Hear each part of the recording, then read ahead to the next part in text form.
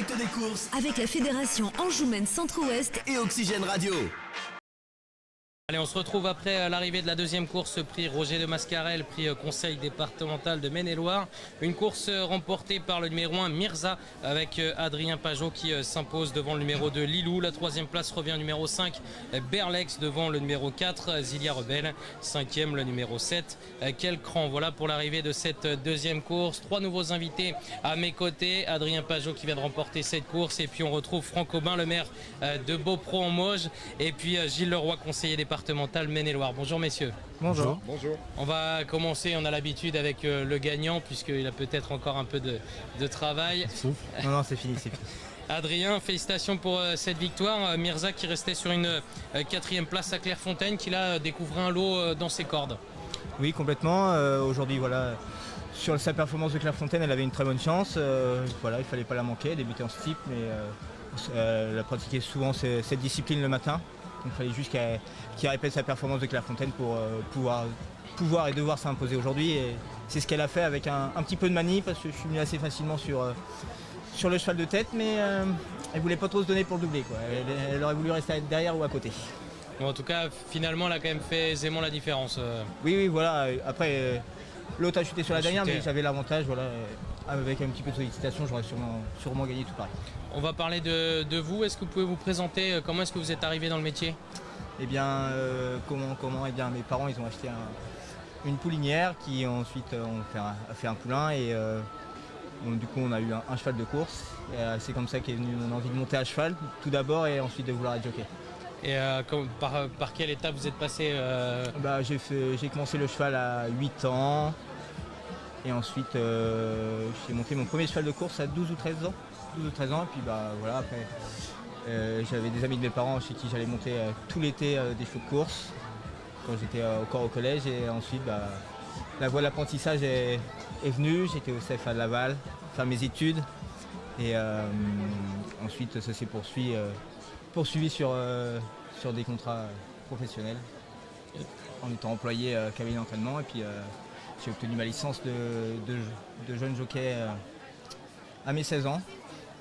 J'ai toujours voulu monter en obstacle et j'en suis venu là aujourd'hui. Je travaille chez M. Bonnard depuis... j'ai fait mon apprentissage là-bas. D'accord. J'en suis parti parce qu'il m'avait conseillé pour progresser.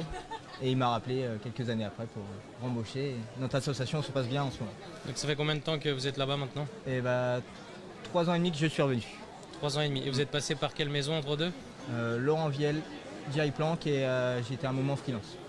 C'est assez amusant. En fait, vos parents ont acheté une poulinière et ça vous a donné envie comme ça de... Ouais, complètement. Je sais pas, j'ai eu le déclic. Les chevaux au galop, la puissance qu'il avait. Ça m'a donné envie de faire ce métier, faire ce job et ça s'est bien passé. Puis aujourd'hui, j'en suis très ravi. Je monte de plus en plus en course. J'ai la grande confiance de mon patron et c'est très bien. Vous n'êtes pas passé par l'étape poney? Non, jamais. Direct sur les... D'accord, là si j'ai bien compté, vous êtes rendu à 43 victoires? Ouais, c'est ça, 43 au corps 7 et la paire de décharge après. Puis on va continuer. Est-ce que c'est un cap qui vous fait peur? Non, parce que mon patron me fait confiance et j'ai déjà monté des courses où il n'y avait pas de décharge, contre que des jockeys. Et ça a été un petit frein pour les chevaux qui ont gros de poids, plus de 70 kg, mais pour des chevaux comme aujourd'hui 70, 68, j'aurai toujours 2 kg de décharge pour mon patron qui font que ça ne changera pas énormément de choses. Ça se passe très bien en plus, actuellement c'est la grande forme. Ouais, cette année, 16 victoires cette année pour 74-75 mondes je crois. Donc c'est un bon potentiel, c'est très bien. J'espère perdre ma décharge septembre-octobre, début octobre. Puis après on va poursuivre normalement sur un meeting de Cagnes-sur-Mer avec les Bonnards. J'espère que ça va bien se passer. Voilà. En tout cas, ça se passe généralement bien à Cagnes-sur-Mer. Oui, pour l'écurie. Là, on fait vraiment notre meeting, on emmène nos chevaux, alors que d'habitude, nos chevaux vont chez d'autres entraîneurs pour le meeting, mais nos chevaux performent là-bas jusque-là. On va voir si ça se poursuit cette année, mais si nos chevaux s'adaptent bien, ça devrait bien se passer. Comment est-ce que vous expliquez que cette année, ça marche aussi fort? L'année dernière, c'était 9 victoires, l'année d'avant 9, mais cette année, vous avez explosé. L'année dernière, c'était 9 victoires en 4 mois. Le reste de l'année, j'étais en arrêt. D'accord. En 4 mois, on compte en septembre, octobre, novembre, décembre. Mais décembre, il n'y avait pas beaucoup de courses. Donc en gros, ça faisait 9 victoires en 3 mois et demi. Donc c'était déjà très bien. Et bon bah voilà, cette année là j'ai pas de problème, pourvu que ça dure et tu es juste un petit arrêt de 2 semaines cette année. Donc faut que ça dure et qu'on n'ait pas de problème et normalement c'est pour ça que je suis là. Quand on a un patron qui nous fait confiance en plus ça nous aide. C'est vrai que c'est le problème en obstacle, hein, c'est évidemment les chutes, les accidents. Est-ce que vous appréhendez? Non, si on commence à appréhender, c'est là justement qu'on met des fautes et on met nos chevaux à faire des fautes et les chutes viennent plus facilement. D'accord. Merci en tout cas d'être passé nous voir. On souhaite de continuer de poursuivre, de faire la même fin de saison que le début, hein, puisque ça cartonne, ça marche fort. Merci, et puis on vous souhaite le meilleur pour la suite. On va enchaîner nous avec Franck Aubin, le maire de Beaupro. Alors j'ai une petite question, je vous ai demandé tout à l'heure déjà, j'ai la réponse, mais pour les personnes qui nous regardent, on prononce Beaupro ou Beaupréau? Alors j'ai un historien à côté de moi, un historien local. Mais généralement, on dit que lorsque les gens disent Beaupro, c'est qu'ils sont devenus du territoire. Beaupréau. C'est les touristes. Voilà, ceux qui connaissent moins. D'accord, donc Beaupro en Mauges, c'est ça? C'est exactement ça. Est-ce que vous pouvez présenter la commune? Alors la commune, c'est une commune de 23 500 habitants, qui est une commune nouvelle. C'est-à-dire c'est le regroupement de 10 communes, dont celle de Beaupro, qui est la commune centre, qui fait 7 600 habitants environ. Et ce regroupement, nous l'avons fait en 2015, fin 2015. Et sur l'échelle de notre canton et les 5 autres cantons des Mauges, puisque nous sommes dans le territoire des Mauges, on fait la même chose. Donc voilà, 6 communes, 120 000 habitants, et avec Beaupro en Mauges. J'imagine que vous avez vraiment un lien particulier avec la Société des courses, puisque ça marche fort, hein. C'est vraiment un moment attendu dans le calendrier. Alors oui, elle est attendue pour plusieurs raisons. D'abord, puisque vous l'avez dit, elle est historiquement implantée sur ce lieu.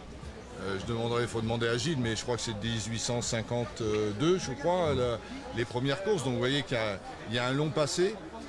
La deuxième raison, c'est qu'on a une caractéristique à Beaupro-en-Mauges, c'est que nous avons l'hippodrome de l'Après à Beaupro, mais celui aussi de Jalais. Donc nous avons 2 hippodromes sur la commune. Je crois qu'il y a 5 communes en France qui disposent de 2 hippodromes. Donc oui, ce lieu est vraiment très important pour la région, même pour la région.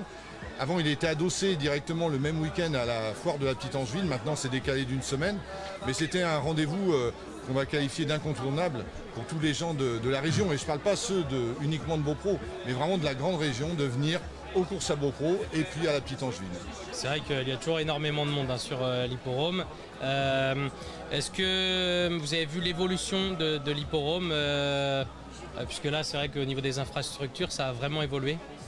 Alors ça a évolué pour plusieurs raisons. D'abord parce que c'est une histoire d'hommes et de femmes, toujours, de toute façon tous les projets, avec aussi une volonté de ne pas subir, puisque le site sur lequel nous sommes, il n'appartient pas à la commune, il appartient à la Société des courses.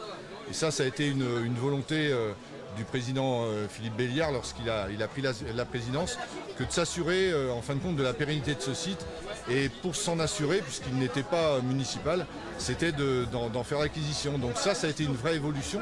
Ce qui fait qu'ensuite, quand vous faites des investissements, vous les faites pour ce lieu. Et puis le site, il est, je crois, remarquable pour la qualité de sa course, de sa piste, mais ça, il faut que je demande aux professionnels. Si.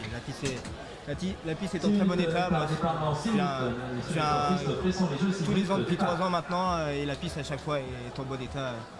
Tous les samedis. Le dimanche, je ne suis pas souvent là, mais le samedi, je suis là. En tout cas, la piste est très bonne. Et ça, c'est le fait aussi de gens qui se sont engagés. Mais vous engagez forcément de façon beaucoup plus volontaire lorsque vous êtes maître chez vous, si je puis dire. Et puis, regardez le cadre, sans chauvinisme aucun. On a un cadre qui est quand même relativement agréable, pour ne pas dire joli. Donc tout ça fait que... et puis c'est un rendez-vous dans les Mauges, on aime bien les rendez-vous. Les courses, ça fait partie de ces rendez-vous, donc c'est pour ça qu'il y a toujours beaucoup de monde aux courses à Beaupro. Et ça fait le lien justement avec Gilles Leroy. C'est vrai que la filière cheval en Anjou est vraiment très importante. Oui, et vous avez tout à fait raison. Bon, la filière hippique et équestre en général, on est vraiment dans un bassin de vie, dans un territoire au sens large qui a beaucoup de sites, beaucoup d'hippodromes. Et puis des sites emblématiques, je pourrais citer le mondial du Lion, où la propriété de l'île Briand est une propriété départementale. Parce qu'en termes d'aménagement du territoire, les courses, c'est des retombées économiques très très importantes et des retombées aussi sociales. Au niveau économique, il faut savoir que le département investit à peu près 1 million d'euros chaque année sur des infrastructures liées au monde hippique ou équestre, mais aussi participe, au lancement des randonnées équestres. Et puis un certain nombre de concours hippiques, de concours complets, celui de Saumur, celui de Cholet, etc. Et on voit très bien ici, et l'exemple à Beaupro, comme le soulignait Franck, c'est l'aspect aussi convivial. Il y a une vraie mixité sociale, quand on voit ici tout le public, les spectateurs au champ de course, c'est vraiment familial. Les gens viennent en famille. Et en termes d'attractivité pour un territoire, c'est quelque chose d'important parce que ce loisir reste un loisir accessible. Et puis je pourrais ajouter aussi, c'est un monde de passion, de passionnés. Que ce soit du côté des turfistes, mais surtout du côté des éleveurs, des entraîneurs, toute la filière hippique. Et depuis 1 an, 2 ans, maintenant, il y a une autre question qui est au cœur des hippodromes, c'est aussi les démarches environnementales en matière de gestion de la qualité de la piste, l'arrosage notamment, mais aussi le bien-être animal. Et pour la première fois, mais il a dû en être question déjà auparavant lors des interviews précédentes, l'hippodrome est classé EQRS, c'est-à-dire pour le bien-être du cheval, parce que ces chevaux de compétition, c'est des vrais Formule 1. Elles ont besoin qu'on soit aux premiers soins et aux petits soins avec elles. Pour conclure, j'imagine que ça doit être une fierté en tant que conseiller départemental de voir le monde, la ferveur qu'il y a aujourd'hui sur l'hippodrome. Une fierté, puis un honneur aussi d'être présent. Et puis c'est surtout du grand plaisir pour nous parce que c'est l'occasion de grandes retrouvailles. Les amis qu'on n'a pas vus depuis quelques mois, on les retrouve toujours aux courses hippiques et puis après à la foire de la Petite Angevine. Merci messieurs d'être passés nous voir. Un dernier mot ? Juste, si tu me permets Gilles, on vous donne également rendez-vous sur ce site à l'Ascension 2024 puisque la route d'Artagnan va passer sur notre territoire. Fera étape et donc ici à Beaupro. Il y aura une étape à Beaupro en Mauges et particulièrement sur le site de l'Après. Donc on vous donne rendez-vous à tous les amis cavaliers ou ceux qui en tout cas aiment les chevaux sur ce site-là, week-end de l'Ascension 2024. Et fin août également, on retrouvera nouveau meeting hippique et la traditionnelle foire de la Petite Angevine, une feria made in Mauges. Merci, on a pris note de tout ça. On va enchaîner puisque c'est déjà l'heure de la 3e course, le prix du Fort Sivrac. Prix Intermarché, une course auto-montée pour des 4 ans qui n'ont pas gagné 10 000 euros. Il y a un recul de 25 mètres à 5 000 euros. Dans cette course, on retrouve Josca Ludoise qui fait figure de favorite. Elle vient de se montrer fautive. Auparavant, elle avait gagné dans un bon style à Neuilly-Pompière au Trot attelé. C'est un tandem en forme puisque Hommage Ludois s'est imposé hier avec William Habib d'Ersoir pour l'entraînement de Stéphane Bourlier. Et puis il faudra se méfier, pourquoi pas, du numéro 9, J.K. Desbordes qui débute sous la selle mais qui découvre un engagement sur mesure au premier échelon. Le 4 est associé à Jean-Yann Ricard, attention à lui. Et puis Jorki de la Cour avec Clément Fressel fait partie des chances. Ou encore Jézabel Macat, le numéro 7 avec Martial Viel. Voilà pour les principaux favoris de cette course. Je vous laisse, vous allez pouvoir regarder les choix avant le départ de cette course. À tout à l'heure.